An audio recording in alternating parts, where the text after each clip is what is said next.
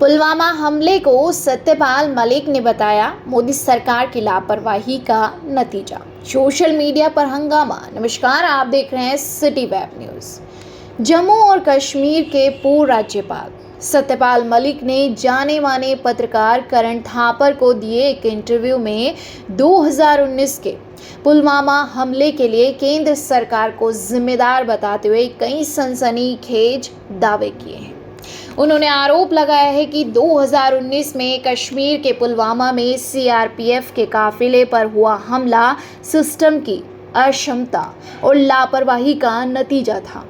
मलिक ने भ्रष्टाचार के प्रति प्रधानमंत्री नरेंद्र मोदी की कथित जीरो टॉलरेंस नीति पर भी गंभीर सवाल उठाते हुए दावा किया है कि पीएम मोदी को करप्शन से बहुत नफरत नहीं है। न्यूज़ पोर्टल द वायर को दिए इस इंटरव्यू में उन्होंने अनुच्छेद 370 की समाप्ति और बीजेपी नेता राम माधव से जुड़े विवादों पर भी बेबाकी से अपनी बात रखी। सत्यपाल मलिक ने इन आरोपों के बाद सोशल मीडिया पर विपक्षी दलों के साथ कई अन्य लोग भी सवाल खड़े करते हुए इस इंटरव्यू के क्लिप को ट्वीट कर रहे हैं। ट्विटर पर हैशटैग करप्ट प्रधानमंत्री ट्रेंड कर रहे हैं। इसके जवाब में हैशटैग सत्यानाशी कांग्रेस भी ट्रेंड कर रहा है। कांग्रेस ने क्या कहा, चलिए जानते हैं। कांग्रेस ने अपने आधिकारिक ट्विटर हैंडल से ट्वीट में पीएम मोदी पर आरोप लगाया और कहा कि पुलवामा हमला और उसमें 40 जांबाजों की शहादत सरकार की गलती से हुई। इस ट्वीट के अनुसार नरेंद्र मोदी, पुलवामा हमला और उसमें 40 जांबाजों की शहादत आपकी सरकार की गलती से हुई है। अगर हमारे जवानों को एयरक्राफ्ट मिल जाता तो आतंकी साजिश नाकाम हो जाती। आपको तो इस गलती के लिए एक्शन लेना था और आपने न सिर्फ इस बात को दबाया पर अपनी छवि बचाने में लग गए। पुलवामा पर सत्यपाल मलिक की बात सुनकर देश स्तब्ध है। कांग्रेस अध्यक्ष मल्लिकार्जुन खड़गे ने ट्वीट किया, पूर्व गवर्नर सत्यपाल मलिक जी के खुलासों से ऐसा प्रतीत होता है कि मोदी जी को राष्ट्र हानि से उतना डर नहीं जितना मानहानि से है। वहीं राहुल गांधी ने लिखा, प्रधानमंत्री जी को करप्शन से बहुत नफरत नहीं है। कांग्रेस के लोकसभा सांसद मनीष तिवारी ने ट्वीट में लिखा, मैंने जम्मू कश्मीर के पूर्व राज्यपाल सत्यपाल मलिक की करण थापर के साथ बहुत सावधानी से हुई बातचीत देखी। माननीय पूर्व राज्यपाल जो कह रहे हैं यदि वो सही है तो ये बहुत परेशान करने वाला है। देश के बाहर इसका बहुत खराब असर होगा। वहीं आम आदमी पार्टी ने ट्वीट किया, मोदी जी अगर केजरीवाल भ्रष्टाचारी है तो दुनिया में कोई ईमानदार नहीं। सत्यपाल मलिक जी ने भी बोला कि मोदी जी को भ्रष्टाचार से कोई परहेज नहीं है। जो सर से लेकर पैर तक भ्रष्टाचार में डूबा हुआ है उसके लिए भ्रष्टाचार क्या मुद्दा होगा। वहीं महुआ मोइत्रा ने लिखा, जम्मू कश्मीर के पूर्व राज्यपाल ने एक बहुत स्पष्ट इंटरव्यू में पुलवामा के पीछे से झूठ का पर्दा उठा दिया। इसमें बताया गया कि आरएसएस का आदमी अदानी के लिए कैसे रिश्वत देता है। मुख्यधारा के चुनिंदा मीडिया संस्थानों ने इस बारे में खबर प्रकाशित होने का दावा करते हुए उन्होंने कहा कि भारत का मीडिया संस्थान कब तक रेंगता रहेगा। वहीं जाने माने वकील प्रशांत भूषण ने इस बारे में ट्वीट किया, घातक जरूर देखें। मोदी के चुने हुए राज्यपाल सत्यपाल मलिक का मोदी के साथ अपने अनुभव पर एक घातक इंटरव्यू। वहीं स्वाति चतुर्वेदी ने प्रधानमंत्री नरेंद्र मोदी को टैग करते हुए लिखा, कश्मीर के पूर्व गवर्नर सत्यपाल मलिक के दावों में अगर रत्ती भर भी सच्चाई है तो आप हमारे इतिहास में सबसे देशद्रोही सरकार चला रहे हैं। मुझे ट्वीट करते हुए गहरी पीड़ा हो रही है। वहीं स्वीडन की एक यूनिवर्सिटी में प्रोफेसर अशोक स्वेन ने इस इंटरव्यू के अंश को ट्वीट किया। उन्होंने लिखा, दिसंबर 2018 में मैंने भविष्यवाणी की थी कि 2019 में आम चुनाव से पहले मोदी भारत को पाकिस्तान के खिलाफ युद्ध जैसे हालात में ले जाएंगे। चुनाव से पहले ऐसा हुआ था पुलवामा।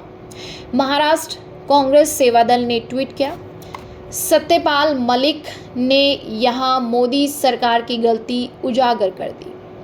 आरडीएक्स के आने जाने की सूचना मिली, फिर भी मोदी सरकार ने जवानों को सड़क के रास्ते से भेजा। उसने इस आतंकी हमले का फायदा उठाया और इसमें मीडिया ने अहम भूमिका निभाई। बीजेपी ने लगाया झूठ बोलने का आरोप। बीजेपी की आईटी सेल के प्रमुख अमित मालवीय ने सत्यपाल मलिक पर निशाना साधते हुए कई ट्वीट किए हैं। अपने पहले ट्वीट में उन्होंने इस इंटरव्यू के उस अंश को जारी किया जिसमें सत्यपाल मलिक कह रहे हैं कि अमित शाह के बारे में उनका पहले का एक दावा गलत है। वे कह रहे हैं कि शाह ने पीएम मोदी के बारे में ऐसी बात नहीं कही थी। इस पर मलिक को घेरते हुए मालवीय ने लिखा, जम्मू कश्मीर के पूर्व राज्यपाल सत्यपाल मलिक स्वीकार कर रहे हैं कि पीएम मोदी के बारे में गृह मंत्री अमित शाह की कही बातों को लेकर उन्होंने झूठ बोला और आधारहीन कहानियां गढ़ी। उन्होंने जब ये आरोप लगाए थे तब भी किसी ने उन्हें गंभीरता से नहीं लिया था, लेकिन ये उनकी विश्वसनीयता पर गंभीर सवाल खड़े करता है। उन्होंने एक अन्य ट्वीट में लिखा, सच बोलने की सबसे अच्छी बात यह है कि आपको ये याद नहीं रखना पड़ता कि आपने पिछली बार क्या कहा था। और इससे पहले कि कांग्रेस के कृपा पात्र अपने नए शूरवीर सत्यपाल मलिक को लेकर उत्साहित हो, सुन लीजिए कि उनका राहुल गांधी के बारे में क्या कहना है, तो बैठ जाइए। ऋषि बागरी नाम के एक यूज़र ने लिखा, सत्यपाल मलिक का ये इंटरव्यू तब बुरी तरह से बैकफायर कर गया जब उन्होंने स्वीकार किया कि प्रधानमंत्री को लेकर उन्होंने कहानियां बनाई थी। एक अन्य ट्वीट में वो लिखते हैं कि दरबारी पत्रकारों के बीच ये वीडियो काफ़ी सर्कुलेट हुआ था। क्या अब वे माफ़ी मांगेंगे? जब उन्होंने कहा कि वो अपना बयान वापस लेते हैं। सत्यपाल मलिक ने दावा किया कि पीएम मोदी ने इस हमले के बाद जिम कॉर्बेट पार्क से उन्हें कॉल किया तो इन मामलों को उनके समक्ष उठाया। उनके अनुसार इस पर पीएम मोदी ने उन्हें चुप रहने और किसी से कुछ न बोलने को कहा। मलिक ने बताया कि यही बात एनएसए अजीत डोभाल ने भी उनसे कही।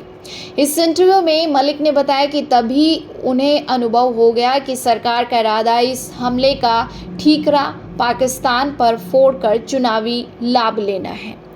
मलिक ने इस हमले के लिए खुफिया एजेंसियों की विफलता को भी जिम्मेदार करार दिया।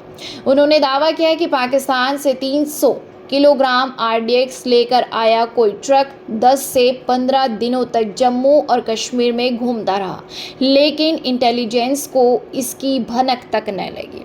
सत्यपाल मलिक ने बीजेपी नेता राम माधव पर लगाया पुराना आरोप फिर से दोहराया है। उन्होंने कहा कि राम माधव एक दिन सुबह 7 बजे आए और कहा कि एक पन बिजली परियोजना और रिलायंस के एक बीमा योजना को मंजूरी देने के बदले उन्हें 300 करोड़ रुपए मिल सकते हैं।